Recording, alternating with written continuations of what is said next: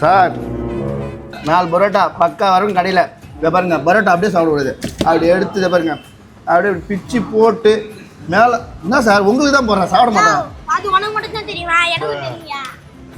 இதை பாருங்க எப்படி கறியாக வந்து இதா நல்லா சேருவோம், நல்லா ஊறணும் சார் பரோட்டாவில்.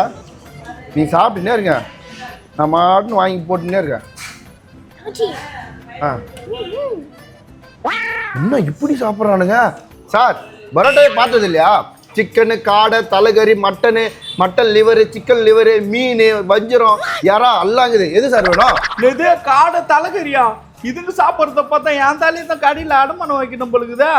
ஏன்பா அதெல்லாம் வேணாம், வெறும் சிக்கன் மட்டும் எடுத்துன்னு வாங்க. இதே எடுத்துன்னு வரேன் சார். குழந்தைங்க சாப்பிட்றத கூட விட மாட்டாங்க.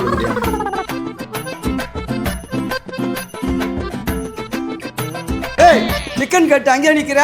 நான் என்ன மாஸ்டர் சர்வீஸ் மேனா? புரியாத வரையா சும்மா கத்துவேன் அப்படியே.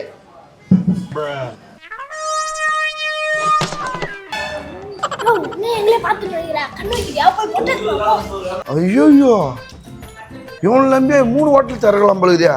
இதே போறேன்பா. யோ அதுங்காட்டி நீயும் சாப்பிட்டுக்கிற. பேசக்கூட மாட்டானுங்க, குறுக்க கூட சாப்பிட்டுட்டே தான் இருக்கிறானுங்க. சாப்பிடும் போது பேசக்கூடாதுன்னா சொல்லிடுறாங்க.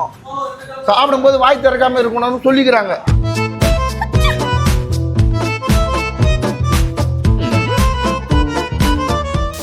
ஐயோ ஒவ்வொரு பரோட்டா அப்படியே முழுசா முழுகுறான். பயங்கரமான ஆளா இருப்பான் போல. குழந்தைங்கெல்லாம் இந்த குட்டி சாட்டா தான். இந்த பையன் எப்படி சாப்பிட்றான்?